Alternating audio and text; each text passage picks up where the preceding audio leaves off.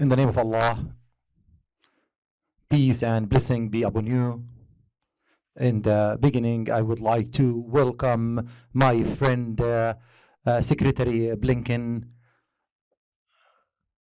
And after our meeting today, which is a continuation for a series of discussion, an important dialogue that took place over the previous month after the war started in Gaza, and pathways to end that war and to prevent this war from expand in the region. And as you all know, we have also discussed the response that we have received from Hamas and the Palestinian fractions on the last proposal to stop the war and release the hostages, and of course in coordination with the other partner. And we would like to confirm that the state of Qatar and Egypt and the United States of America are committed in their partnership in order to find an ending to this war and a deal to exchange the hostages.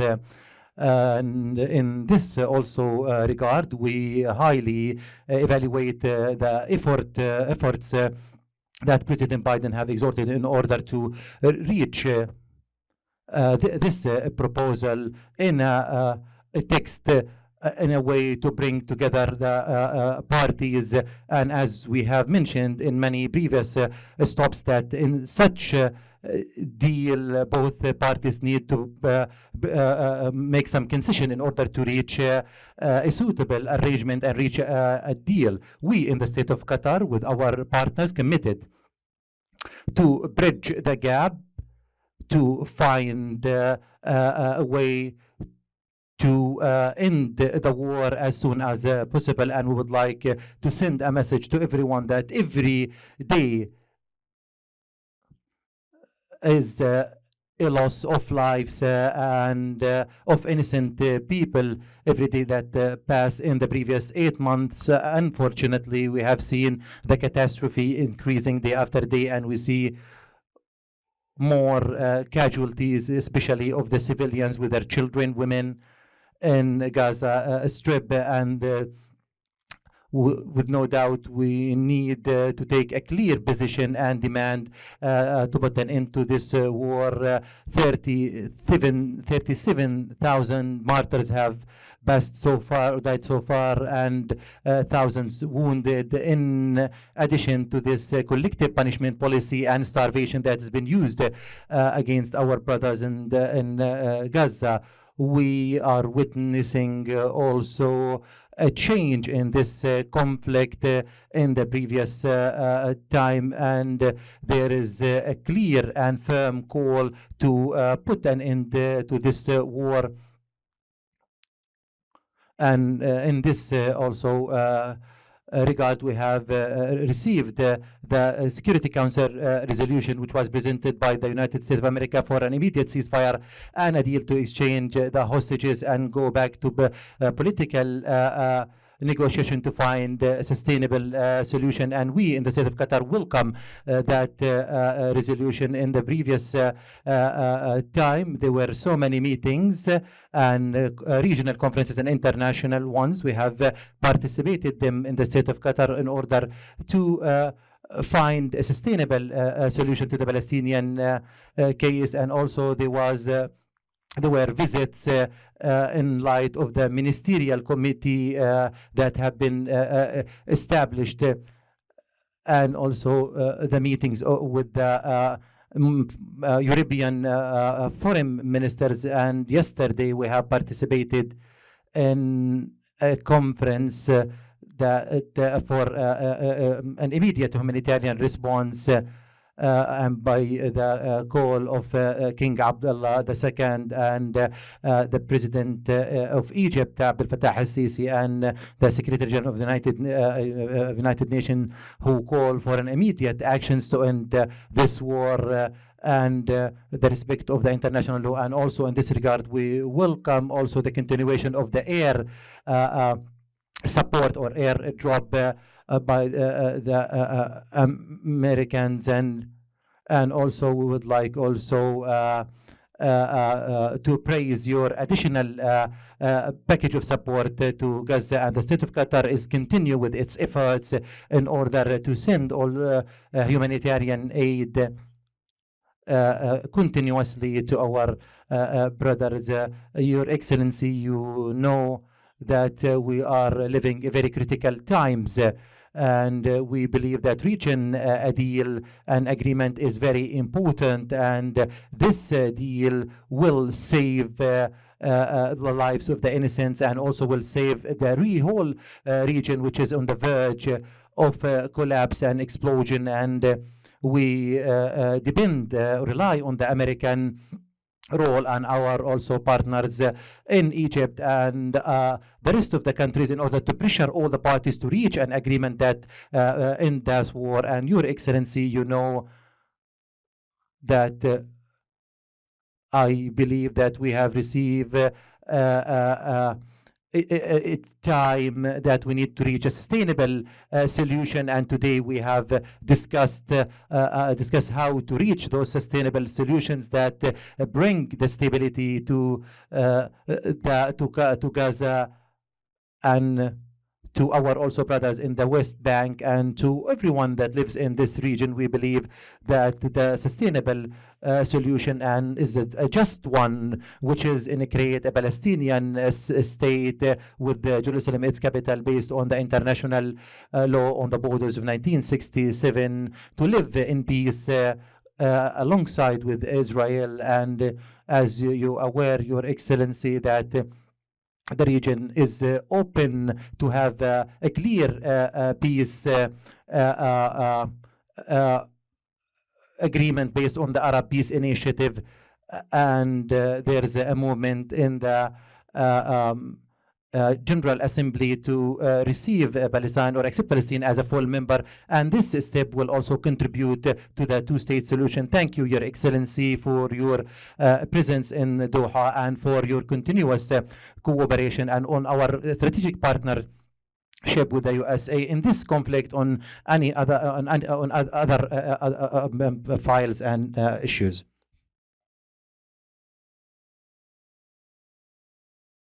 Well, first let me just say it's very good to be back here in Doha, and especially to be with my colleague and my friend, the Prime Minister.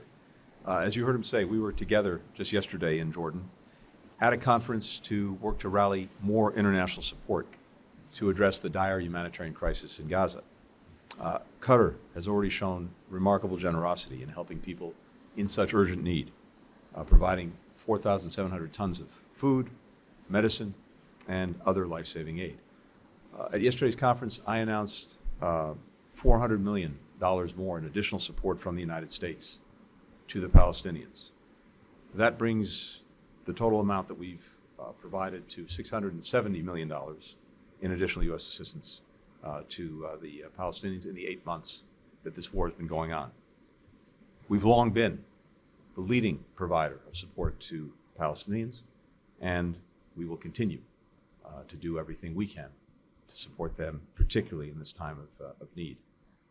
We're also continuing to work every single day on increasing the flow of assistance into Gaza and making sure that it gets to people who need it within Gaza. Working to improve civilian protection, working to secure the release of hostages. Now, the single most effective and most immediate way to end the suffering of people in Gaza, to end the suffering of Palestinians and Israelis alike, to tackle the humanitarian assistance crisis, to prevent the conflict from further escalating and spreading to other places, is to get a ceasefire that allows us to get to work toward a more durable end to the conflict.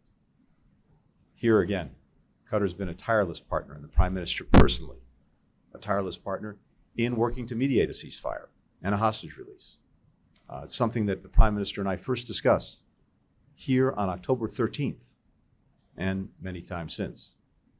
12 days ago, President Biden set out a ceasefire proposal rooted in core principles of releasing all the hostages, surging assistance into Gaza, guaranteeing Israel's security, providing a path to an enduring end to war, and starting the massive reconstruction for Gaza.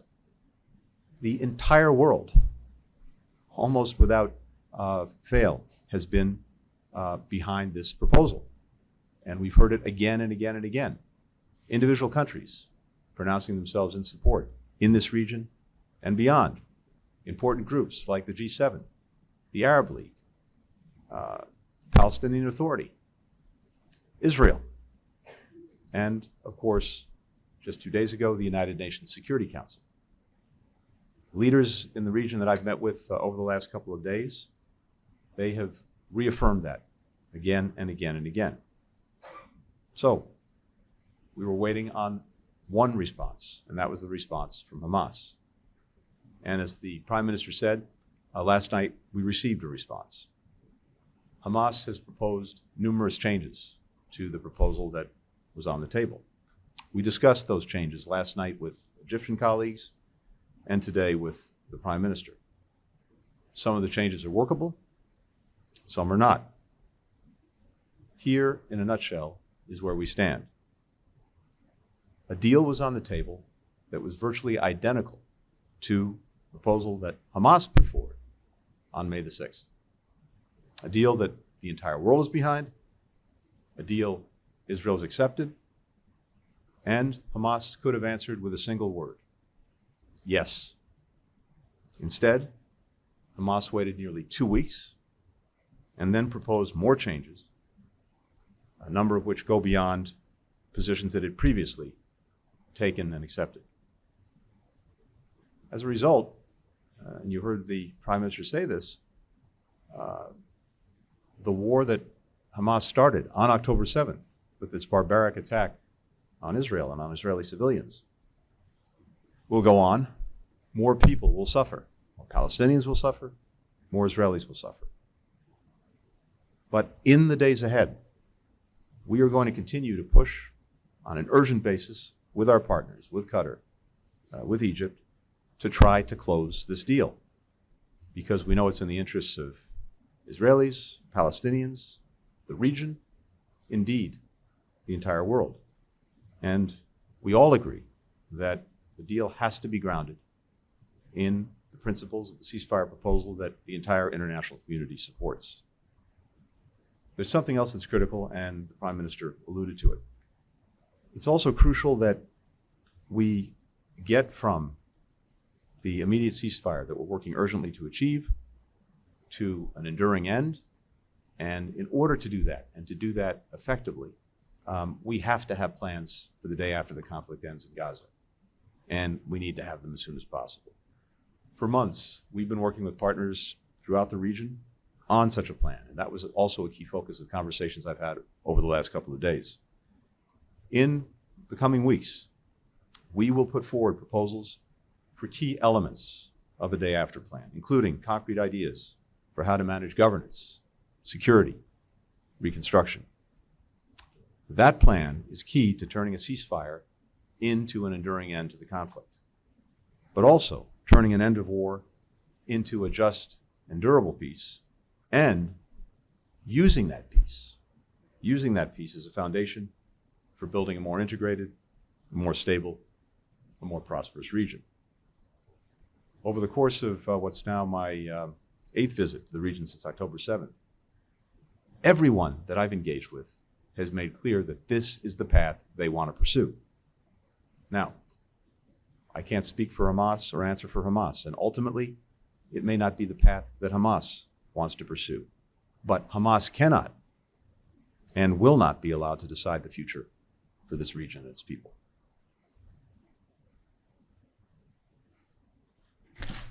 نفتح الآن المجال للأسئلة. السؤال الأول من قناة الجزيرة العربية، عدنان بورين. عدنان بورين، قناة الجزيرة. To Your Excellency, Prime Minister, regarding the response of Hamas on the proposal, are we talking about and take and give with the officials of Hamas, with the mediator, or the comment on the amendments will be for the Israeli to respond? And the other question for Secretary Blinken, which is about your eight visits to the region. We're talking about 8 visits so far. During those visits, you and other American officials, you have met with the families of the Israeli hostages. Were there any attempts to meet with the families of the wounded or those who died of the Palestinians, or those who were wounded on the hands of the settlers, or even in Gaza? For example, in Doha here, there are 2,000 of the Palestinian patients or wounded who came here for treatment. Thank you very much. Concerning your question, yesterday we have received the response, and as we have said in the statement, now we are studying the response, and of course there will be give and take with the Hamas, or negotiation with them in order, or with the Israelis, in order to bridge the gap between the both positions. Of course, those are not new efforts or not a new dynamic for the negotiation. Usually there is a space for negotiation, because after all, it's negotiation to reach an agreement, a deal. There is no absolute response, yes or no. So we wish that this time of negotiation will be the shortest. We wanted to have more momentum and movement. However, unfortunately, we have faced so many challenges as we have said, we are committed. We want to present a proposal so that we bring both parties closer. Thank you.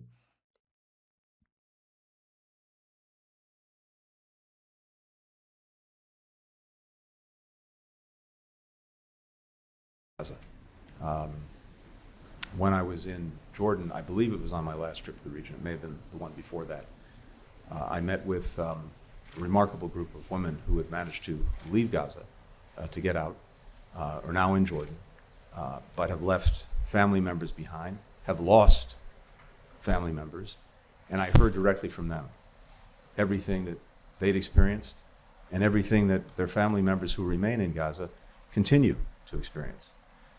In the United States, I've met with Palestinian Americans who have family in Gaza, including family members who've been killed or terribly injured over the course of these 8 months. I carry with me a little pamphlet that one of these individuals gave me with pictures of his family members, including a little 1-year-old boy who was killed in Gaza. And I have to tell you that their stories, their suffering, that motivates me, just as the suffering of the hostages and the suffering of those who were slaughtered on October 7th motivates me to do everything possible to bring this conflict to an end and to put us on a path to durable peace and security. Because at the end of the day, this is exactly about what you suggested. It's about the men, the women, the children, whether they're in Gaza, whether they're in Israel, and we have to be looking out for them. And I've said this before, but I'll say it again. The biggest poison in our common well that we all have to drink from is dehumanization, the inability to see the humanity in someone else. And when that happens, when hearts get hardened, it's very hard to do anything. It's very easy to justify anything. So we have to push beyond that, and the most important way to do that is to always have in mind what little girls, little boys, women, men are going through as we speak. السؤال الثاني إيان مارلو.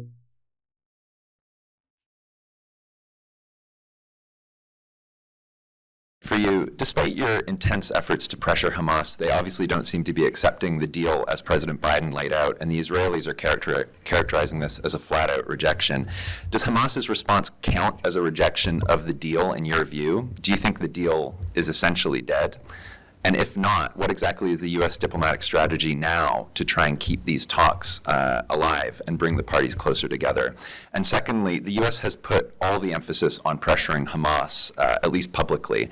But do you think it might be time for the U.S. to put more pressure on Israel to move them closer towards accepting the permanent ceasefire that Hamas has asked for, even if that allows the group to survive in some form? And Prime Minister,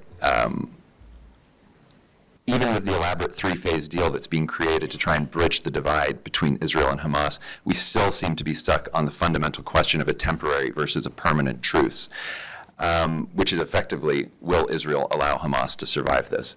Do you think these negotiations can really be salvaged, and what is the risk to the region if these talks continue to fail? Thanks. Thanks, Ian. Look, as I said, based on what we saw last night, the response from Hamas, numerous changes proposed to the deal that was on the table and that the entire world has gotten behind, but some of those are workable changes. Some, as I said, are not.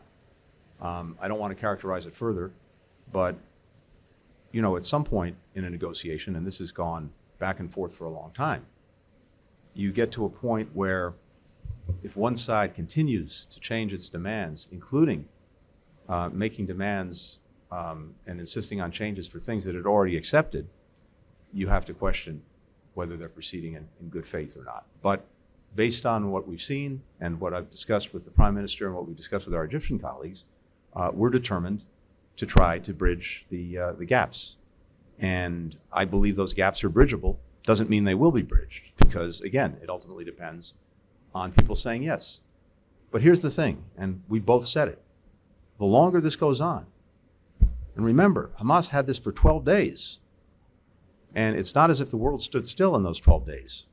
People were suffering throughout those 12 days. The longer this goes on, the more people will suffer. And it's time for the haggling to stop and a ceasefire to start. It's as simple as that.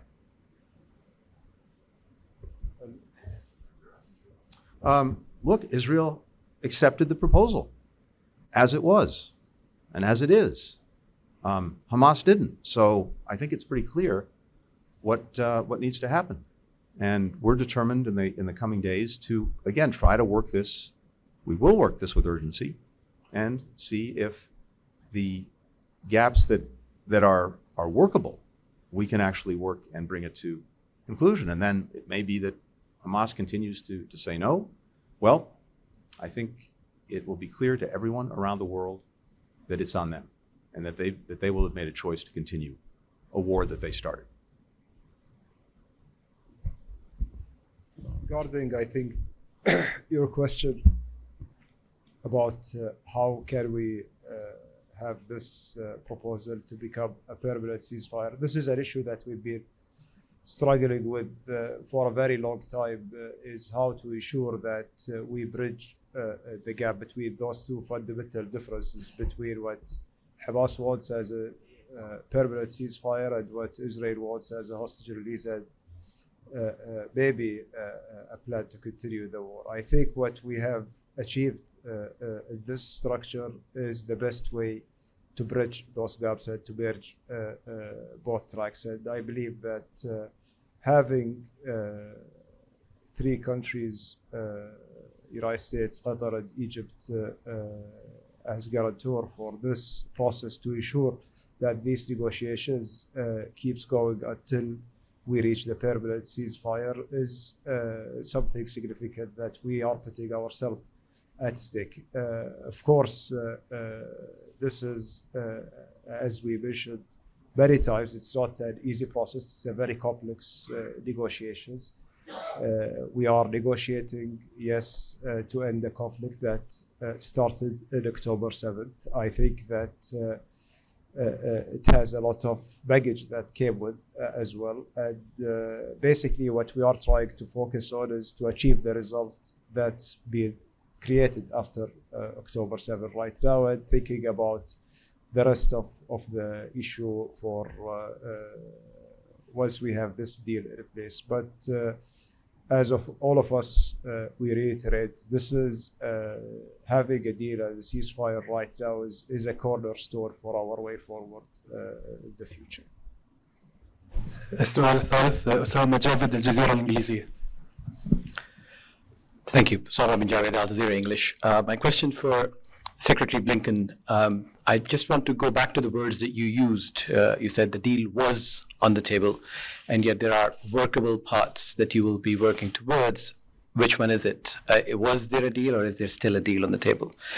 And as the UN Security Council and the United Nations at large remains the cornerstone for your policy towards finding a solution, today the latest UN investigation says Israel committed crimes against humanity, including extermination, is the words used. And Israel is already facing a genocide case at the ICJ, warrants for requests at the ICC. And last month you said there are no red lines for Israel. Is that still the case? And if there is, what will this mean for yourself and the US administration? My question for the Prime Minister, isn't the first time that we are actually came very close to a deal and then we seem to be moving away from it. You have said that there are two parties to this conflict, one that wants a negotiated solution and there's another one which wants to continue the war. Do you believe that is still the case? And if you still have hope that there can be a deal that can be salvaged, what gives you that hope? Thank you. Thank you. Look, as I said, we have a proposal that President Biden put forward 12 days ago. Israel accepted the proposal. The entire world got behind the proposal. Hamas came back and has now asked for changes to that proposal. And I'll repeat what I said. Some of the changes I think we believe are workable, but some are not. And so we'll have to see over the coming days whether the gaps that are there as a result of Hamas not accepting with a clear and simple yes proposal, whether they can be bridged or not. And as I said, I believe that they are bridgeable, but that doesn't mean they will be bridged, because ultimately Hamas has to decide. But I'll repeat again what I said before. The time for decision is now. The longer this goes on, the more people will suffer. And when it took 12 days just to get the response to the proposal that President Biden put forward, more suffering took place during those 12 days. The longer this continues, the greater the suffering will be. And I fully agree with the Prime Minister. The fastest, most effective way to get to not just an immediate ceasefire, but a durable one, is through this proposal. So let's see if we can bridge the remaining gaps. But fundamentally, Hamas has to decide what it wants, and I can't speak for it. When it comes to the war and the conduct of the war in response to the attacks of October 7th, we look and continue to look very carefully at international humanitarian law, at laws of armed conflict, human rights, and we have a number of our own processes within the U.S. administration, including within my own department, to assess whether Israel or any other combatant in any other conflict is adhering to those. And as you know, we put out a report a few weeks ago that went through in some detail a number of incidents that have been raised, both in terms of the loss of life and killing of people, as well as the provision of humanitarian assistance. It's a very well documented report, and we continue to do the work to make our own assessments. I haven't seen the most recent, I think you said UN report that you referred to, but of course we'll look at that. Again, as I just said, we are determined and insist that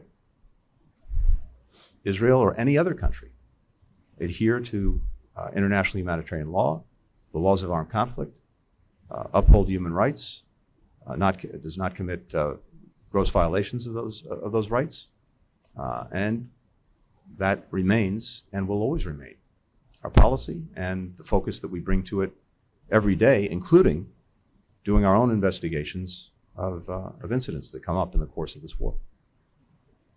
And I think that I have answered partially your question regarding, trying to build a momentum to reach a deal. Of course, this is, it has been a very long process. It's frustrating a lot of times, and we have seen, the behavior from both parties, different occasions, being, counterproductive to the efforts. Right now, we are respecting our role as mediator. We are trying our best not to consider ourselves as, party of that conflict. What we are aiming for is one specific goal, is to end the war and to end the suffering of the people in Gaza, to get the hostages back, and then we think about the day after. That will remain our main focus. We are not going to give up on that mission as long as we see a role that we can play and we can contribute to save more lives. السؤال الرابع دفن سلديكس رويترز.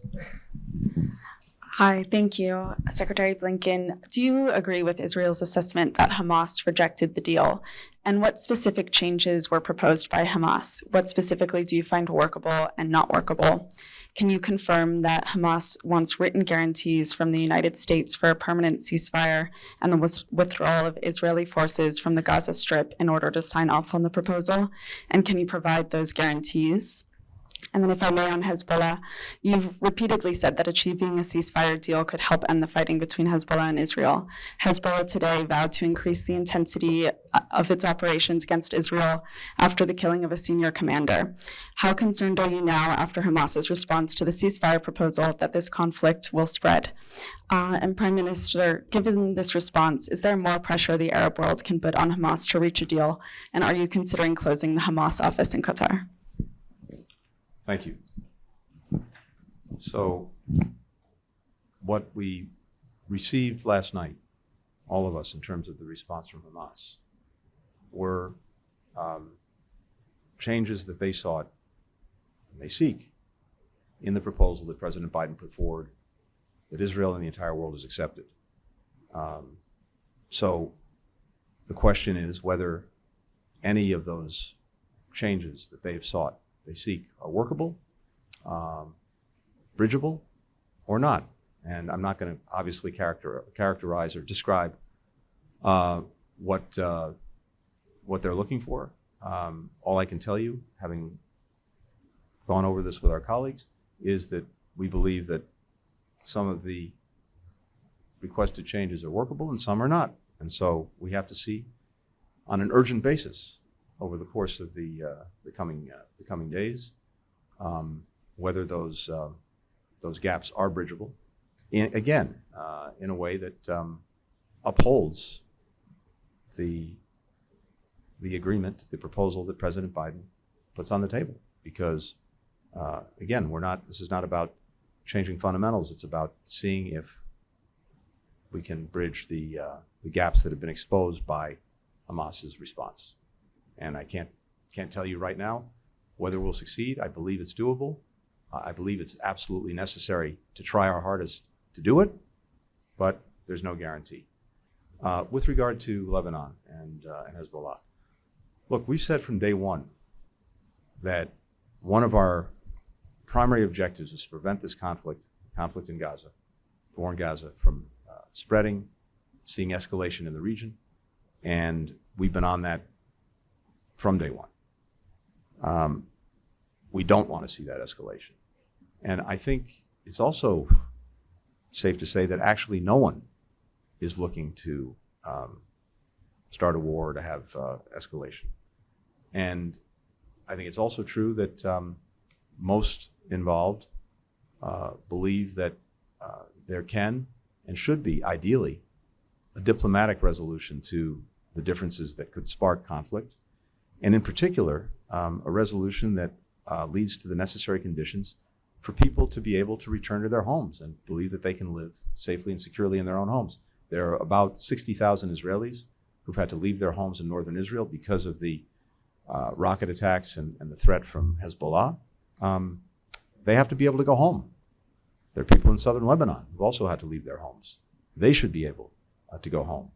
So what I've heard from everyone concerned and others who are working on this for everyone concerned is there's a strong preference for a diplomatic solution. Now, there's no doubt in my mind that the best way also to empower a diplomatic solution to the north, Lebanon, is a resolution of the conflict in Gaza, getting the ceasefire. That will take a tremendous amount of pressure out of the system. It will take away a justification that Hezbollah has claimed for the attacks it's engaged in, and I think open a pathway to actually resolve this diplomatically. That's what we're determined to do.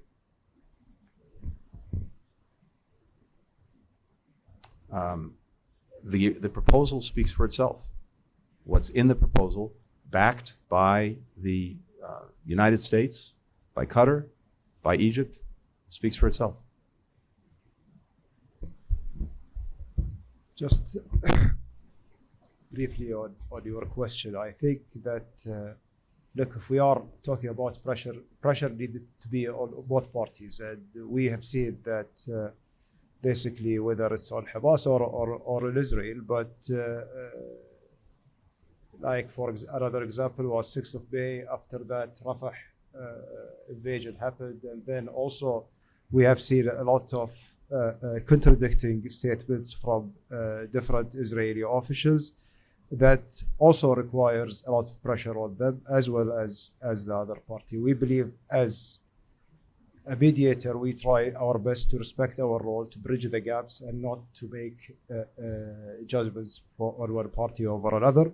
And our biggest concern is that it's taking too long to bridge these gaps. We need to get this to an end as soon as possible. That's what will remain our focus. Our focus is to put an end for this war, which took, I think it's the longest war that happened in Palestine. And this is something that no one can tolerate. The region cannot tolerate more instability. Regarding your question about Hamas office, we've been repeatedly mentioning this. Hamas office establishment in Doha being for a reason. This reason is for keeping the communication channel, and until now this reason is valid, and we are using this as a communication channel.